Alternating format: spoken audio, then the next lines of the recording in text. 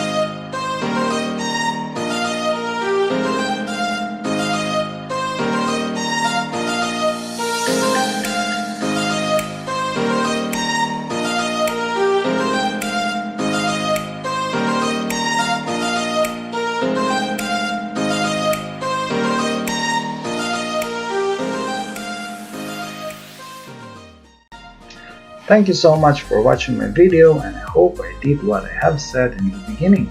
If you find this video helpful, please subscribe to my channel, like, share, and don't forget to hit the bell icon so you'll get notified once I upload a new video.